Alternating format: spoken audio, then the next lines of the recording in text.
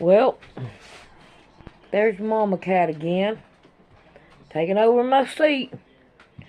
We're slowly getting them done, but we're getting them done.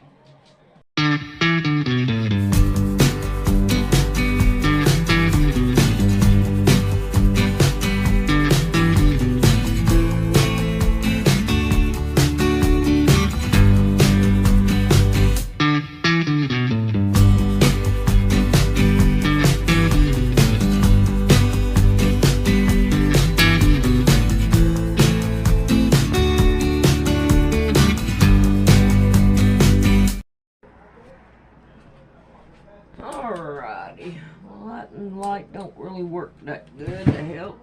Hey, Mama Cat. Trying to go through and clean up a little bit of the house. Everything. Jonathan decided he wanted to get somebody else to watch Amelia. So, Amelia is gone for a while. She'll probably be back.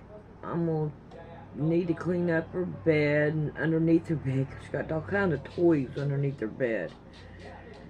But I'm gonna just let it go and not worry about it. Oh, come on, get up of there.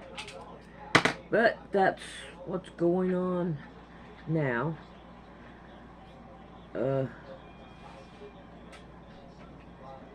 Hey, Rick. Yeah. You don't care if I talk about Timmy, do you?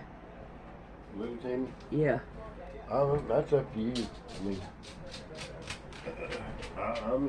I don't guess. I don't think they can get us for nothing. Nope. Alrighty. So I will talk about him, and I won't delete that part. We had I'm not saying anything bad about him, but a midget. He took homestead on our porch. And they kicked him out of where he was living at. Because when he would get on, I don't know what it's called, but he'd get on some kind of dope, and he would yell, scream. And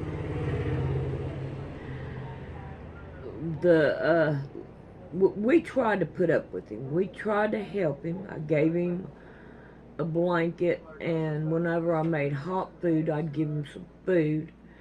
We tried to be as good as we could. Well, he got he gets $60 a week, and he bums cigarettes off of me all the time. So one day we seen him and we said, "Hey, you want us to buy you a pack of cigarettes?" And he says, "No." So when he came back to the front porch, now he was staying on the porch. I don't want him in my house because he likes to steal. But he came back and he tried to bum a cigarette. I said, no. You have $60, you go buy your own. Oh, he got mad. And, of course, he took off the cussing and all. And that night he screamed and screamed and screamed. Well, I think it was night before last or something like that. He decided that he was going to take his little lope and make all kinds of noise. We did not go to, well, Rick did not go to bed till 3 o'clock in the morning because I have a chair out there that he used to sleep on. And he decided he was going to cuss Rick out and all. Don't ask me why. He would cuss people like his mom, his dad, and his brothers, and he'd just sit out there and just cuss at them. And, well, that night, a couple nights ago, we decided we are sick and tired of him doing that and keeping us up all night long. It's been going on for a while. He's been here, I'd say, probably about 6 months. And hey, we finally said no. We're not putting up with this. We can't do it. The person down the road made a I'm gonna call it a pact, a deal, whatever. That they could get his Social Security check and his food stamps if they give him a house. So, yeah. Well, it didn't work. They kicked him out. Okay? Well, now it's getting cold, and we're like, y'all need to find a place for him. He can't stay on my porch, you know, as cold as it is. And they wouldn't do anything. Well, it's not my problem, but yet they would bring groceries here and give him $60. And all that went down, him screaming and everything. And we're like, we're fed up with it. We're tired of it. He does this way too many times. So we run him off. We got up signs on the house now. Oh, come on. That no trespassing signs. If he comes back, the cops can pick him up. And we don't want that. We don't want that. It's not. He's like a 9-year-old. Come on. He's like a 9-year-old. And he don't need to be out there on the street like he is. He don't need to be. But I can't let him in the house just in case Amelia comes back. Because I don't want him around Amelia. Because he's not all upstairs. And I just don't trust him. And all. But we had a rough time getting rid of him. We did get rid of him though. So I can't think of anything else to say. There's more to it, I know, that I'm leaving out. But I feel sorry for the kid, but there ain't nothing I can do about it. We don't want him as a responsibility, but we did try to take care of him as best as we could until they got him another place, but they're not doing anything to help him out. So me and Rick were like, okay, the Bible says that I was in jail and you seen me not, and you understand the Bible verse. So me and Rick, we tried. But if you're not going to try also to help yourself, where does it say that if he don't try, you ought to try for him? No, it don't say that. No. He did not try. We're not going to try for him. So anyway, we had to get rid of him. I gave him food also, cooked for him. I did all kinds of stuff to try to help the kid out. But he did not. I wasn't going to talk about him and all. But if you got somebody living on your porch, and as long as they respect you, then let them stay there. But if not, then get rid of them. God does not put you here to be a doormat. He knocked on the door like every 5 seconds. Knocking on the door. Give me a cigarette. Give me a cup of coffee. Give me a Pepsi. Gimme, gimme, gimme, gimme. And I'm like, okay, look at the yard.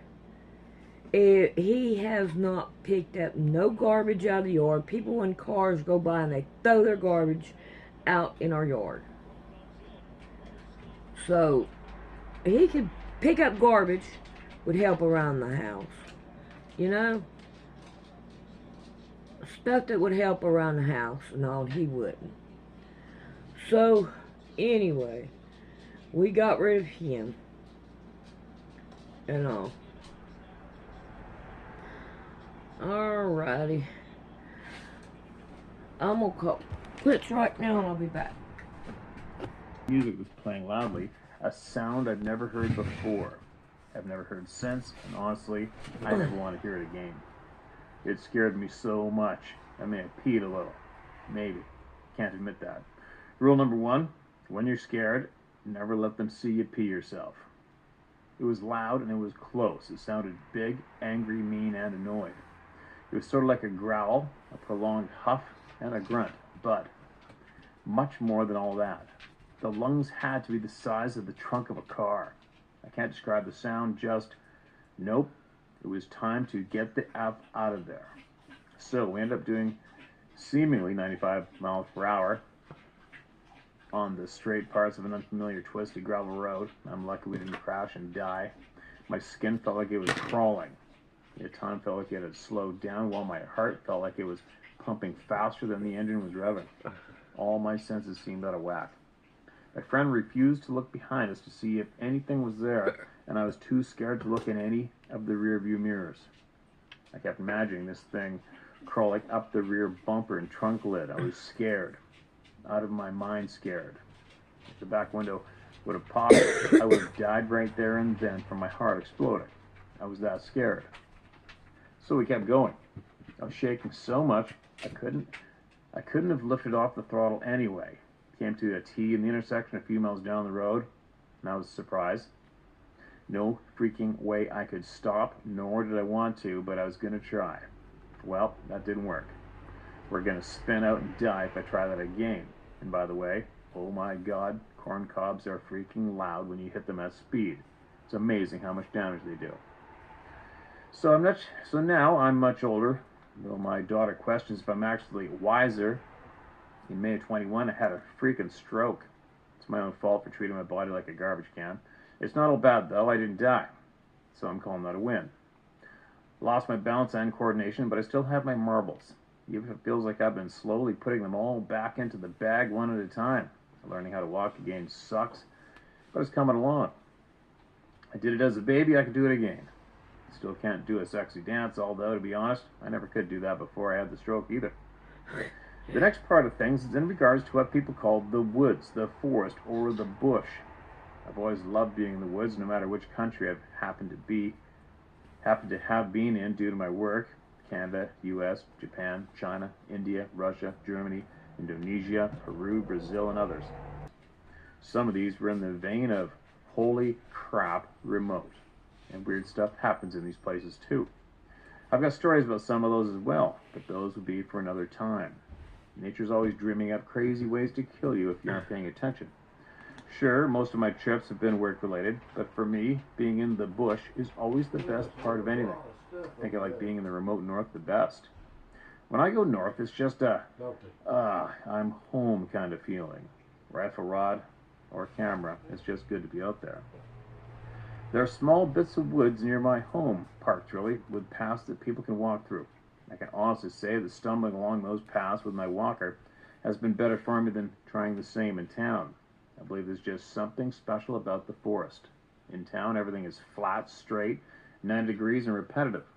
I feel like my brain gets bored very fast, that there's no challenge. Not so in the forest.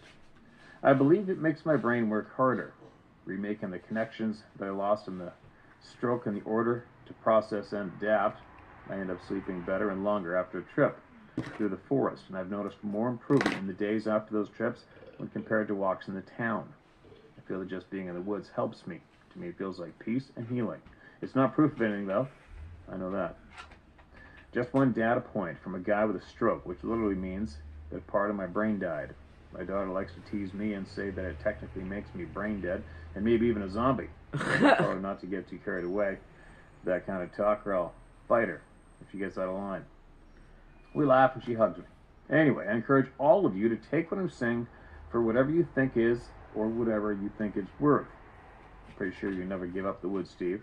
But for all the rest of the club members and the listeners out there, I'd suggest you try to do your best to not give it up either. Don't let these events keep you out of the woods. They're for you too. If you feel like doing smaller steps to get back into it, that's okay. If you feel pressure to leave, come back another day. No shame. It's not whether you get knocked down, it's that you get back up. The woods are so much more than just a place to go. There's something healing about being in the bush, at least for me, and I hope for all of you too. Once again, many thanks to you and those club members for sharing their experiences. Ron.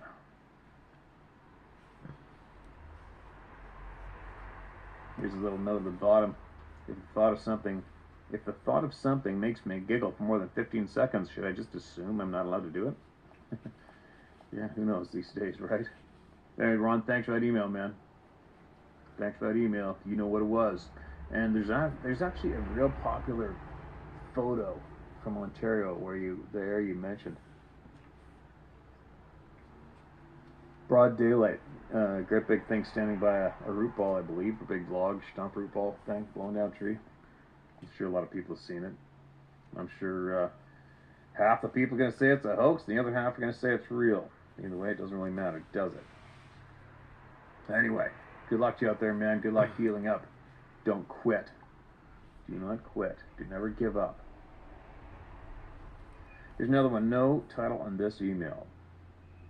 Hi, your YouTube series is very interesting, and after watching it for a few months, and based off of personal experiences, I think it's probably legitimate. I'm not a hunter, although I've gone hunting with my dad back in the day, so I really don't know you from your other channel. Professional guide? I just stumbled across your YouTube channel about Bigfoot while watching History Channel and other random things on YouTube. I feel a little ridiculous because I'm hesitant to believe you are legitimate, because like I said, I haven't heard about you or seen you in anything except this channel.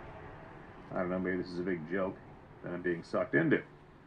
Still, the content is compelling. I personally had a couple experiences that I thought were innocent and natural until listening to you read about other people's experiences and recognizing the similarities between theirs and mine. My question to you is this: what does it feel like to be watched by a predator, like a big cat or a dangerous animal, even human? I've always assured my experiences were just that, big cat, bear, human, because I grew up in a city before moving to the boondocks, literally 20 plus miles from the nearest town. And I had/still have no bushcraft. I'm not aware, just unclear, if I was being stalked by a person, a big cat, a bear, or a Bigfoot. It's happened on multiple occasions, but only once in a U.S. national forest. I've always assumed Bigfoot lived far away from me, but now I think I might be wrong, so I'm rethinking previous experiences.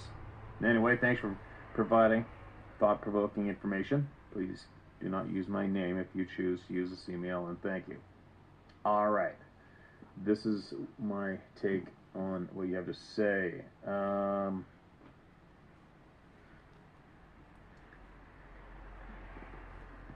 God. I'm getting mauled by a cat here. Am I legitimate? What? That's not for you to decide. You have to go with your gut instincts on that. You can Google my name, Steve Isdall, if you want. You'll probably find something on me. But anyway, I can't. I've had one time.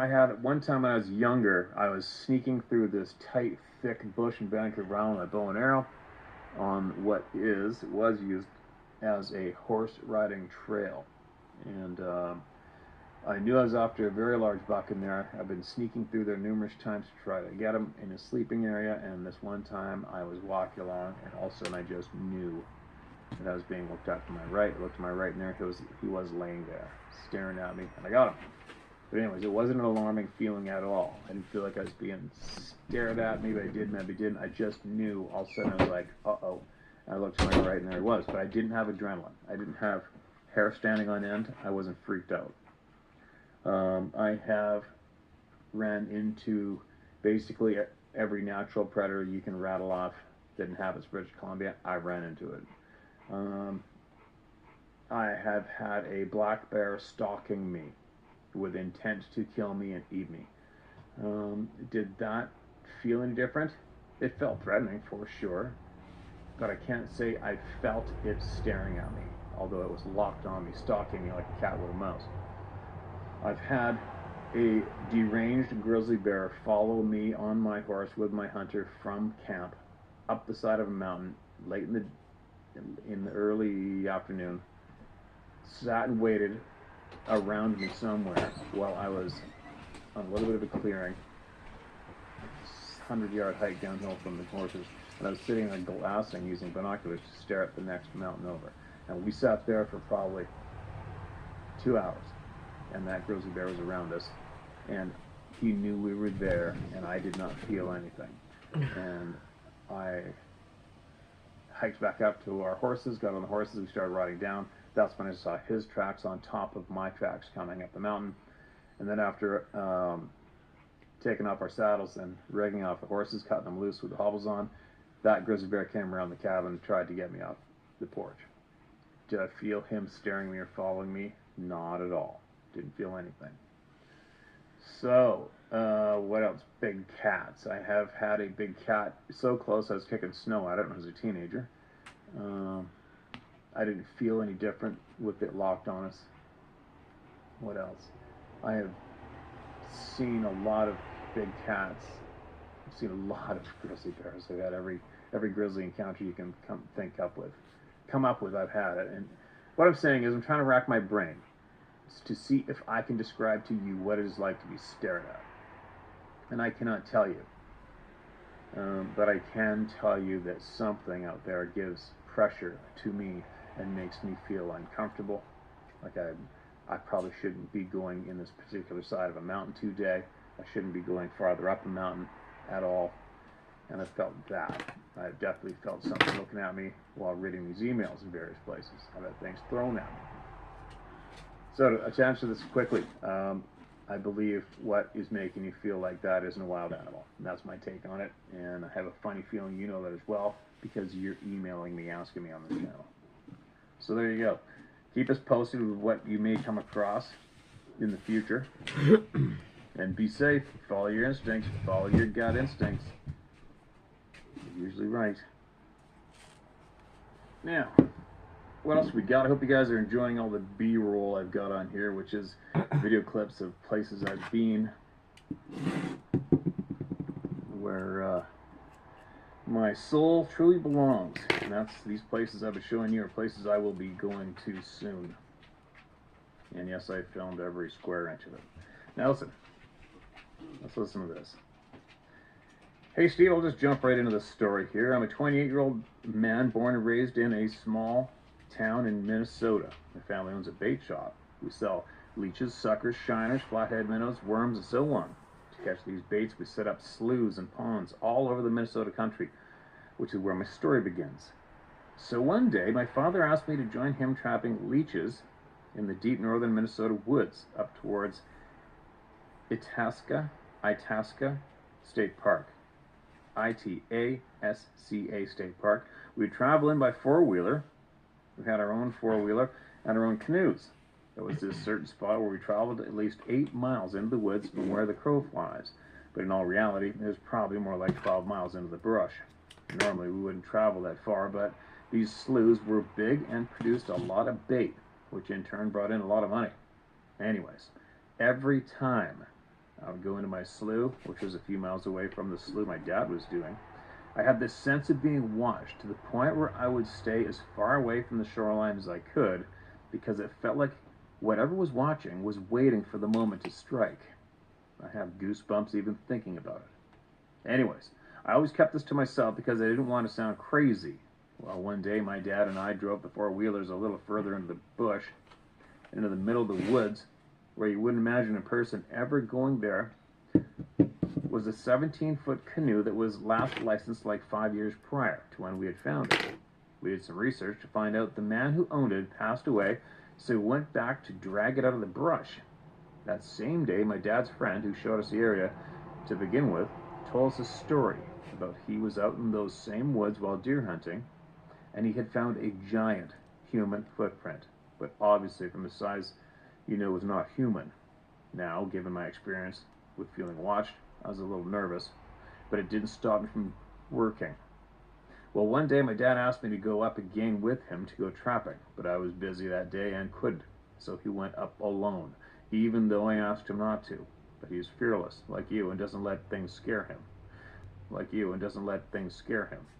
To be honest, I've never seen him frightened in my entire life.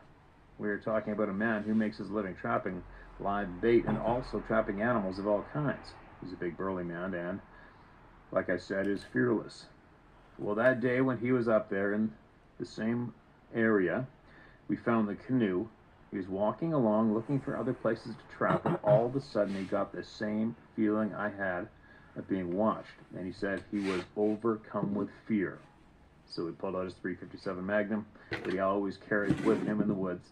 As soon as he did that, he heard what sounded like a giant rushing through the woods toward him. He watched big trees being knocked down, and this thing was coming straight at him. My dad at first stood his ground, but when he saw a huge tree come crashing down, he started running. As he was running, he tripped and fell, and when he fell, he aimed the gun toward whatever this thing was, and right when it hit the bushes next to him, it just stopped. My dad was saying out loud, "Come on, MF, show yourself." But nothing more happened. He didn't see any giant, he didn't see anything other than huge trees crashing down in his direction. Now, like I said, my dad is not the type of person to get scared, especially in the woods. That's like his second home. But telling this story, even he shakes and gets goosebumps. Now, if that wasn't weird enough, the other day I was telling him about you and Dave Plaitis, and telling him so many others have similar stories, to which he replied, years ago I would never believed in any of this, but after that experience I do believe it. We literally, the same day we were talking about that at night, he gets a call from a Native American man from up north where we found that canoe in the woods, and the gentleman told us he had found one of our canoes in those same woods. Now, we did leave a canoe up there, but we left it where no human would ever go because we didn't want it getting stolen. So for him to find that canoe, let alone on the very same day my father and I were talking about wanting to go back up there together to get the canoe, we had a reason to go back to those woods to see if maybe we could have another experience, and that man calls us on the exact same day. It's just not normal. But my father and I believe that there is more to this. We don't know what to think, though, because that canoe has been there for a good 7 years now without anyone ever finding it. But the same day we speak about wanting to go back, a Native American man calls us and tells us he has found our canoe, and that it was way deep in the woods where only someone who stole the canoe would put it. But we explained to him it wasn't stolen, but that we put it there so no one would find it. And we hid it under brush and stuff, so it was hidden good. It's all just so unreal. Wondering if anyone has any insight on this. Wondering if anyone has any insight on this. Like, is this a way for whatever these things are to communicate with us, telling us it's okay to come back, or is it a way for them to tell us we aren't welcome? Come and get your stuff. I feel crazy even asking this, but I'm seriously in awe. Nothing like this has ever happened to either of us, and I'm too smart to know this wasn't a coincidence. Alright, well, that's quite the question. Maybe somebody will answer it in the comment section below this video. I don't know. Do I think they want you to come and get your stuff? I haven't a clue. All I know for 100% for sure is that if they wanted your ass dead, you wouldn't be typing this right now. That's a fact. So going by that, I go back. Go back, use your instincts, and make all your decisions with them the second you get out of your vehicle, alright? That's all I can say. And report back to us if you do go. And good luck out there, man. Thanks for sending that in. What we got here is another one titled Being Marked. Hi, Steve. I'll make this quick as possible. You're a very busy guy, and there's so many other people with stories to tell. My question or thought is regarding being marked by Sabe. In past videos, it was mentioned that the Sabe marks certain people, and that they kind of follow us no matter where we go. Therefore, we have ongoing experiences with the Sabe, regardless of the extent of the experiences an individual may have with the Sabe. I wonder if, as time passes, that the marked people will be the first to be enlightened. Will they be the first to have things revealed to them, possibly by the Sabe themselves, and that other people will not learn of until later time? Do the Sabe choose the marked people because there is something about them the Sabe feel they can trust, so to speak? If I remember correctly, in the past videos, it was mentioned that people are marked for different reasons, some of them being our energy and our spiritual state. If I'm wrong about that, please correct me. That is one of my and my family's attributes. We are a very spiritual family. We are very much in tune with ourselves, nature, and the spiritual realm. Myself and some of my family members have had multiple experiences with what we are certain were Sabbath related. The experiences range from feelings to audio sounds to prints and to visuals. Personally, I have not actually seen one, but they have left their obvious evidence that they were on my property very near it. They have also followed me from one residence to the move of another residence 15 minutes away. Not that it really matters to anyone but myself, but I do have pictures and scale measurements of tracks from both residences I lived at, as well as other family members' properties. My experiences started in 2013 and continue to this day. One thing I've noticed in my experience is that the Sabbath seem to be getting braver and bolder about letting me know they're around. Activities more often and more obvious. I've shared some of these with Scott Carpenter. There's a lot more I could say. I certainly don't want to bore you with, or others with it. Just wanted to throw out the idea of marked people and see what you and or others thought. Thanks for your time, Steve. I'm so glad I came across your channel a few years ago. I don't miss any of them. God bless. Feel free to share my name. I have nothing to hide. If you have any questions of me, feel free to ask. Tava Ridenauer. P.S. I know my name is a doozy. LOL. No worries if you screw it up. Everybody does. LOL. Yeah, okay, no problem. I screw up a lot of words. A lot of people screw up my last name too. It's a doozy. But no harm. No harm taken, no harm done. It's a good question. See if somebody will answer it in the comment section below. I'm definitely not the expert on being tagged. I might be tagged in a way, but they don't really give me any in my face things too often. They don't try to scare me too bad. Now, there's another one. This is titled Sasquatch Connections. Hi Steve, what you're doing rings true to me, and you're absolutely correct. We've all been fed bullshit our entire lives. Oh, it's gotta rub my eye. Holy cow, it's an itchy eyeball. Alright, there we go.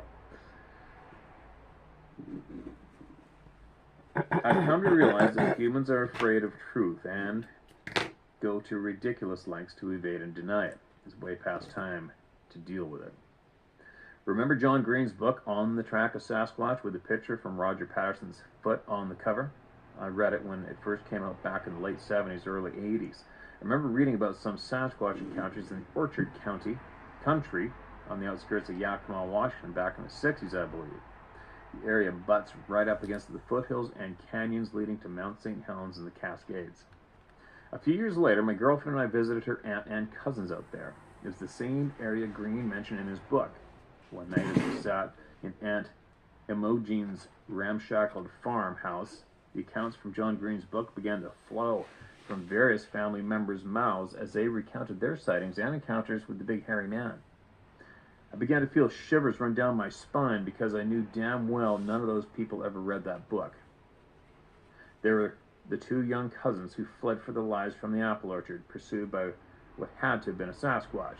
One of them shit his pants.